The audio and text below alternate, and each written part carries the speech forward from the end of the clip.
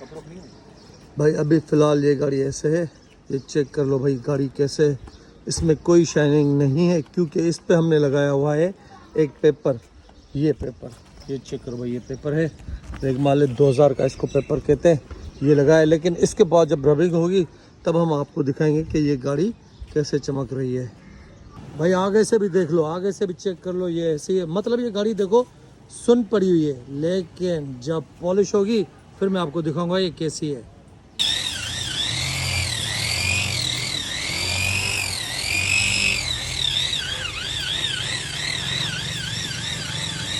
भाई पॉलिश के बाद देखो भाई, अब देखो चमक। पहले भी आपने देखी थी, अब चमक देखो भाई कैसी चमक रही है। पीछे से भी चेक कर लो, साइड में चेक कर लो। पहले भी आपने देखी थी, अब भी चेक कर लो भाई। ये देखो फ़र्क साफ ज़ाहिर है। ये देखो भाई, ये चेक करो, पॉलिश हो गई, इसको बोलते हैं रबिंग पॉलिश, साफ सुथरी हो गई। ये चेक करो भाई, ये चेक करो।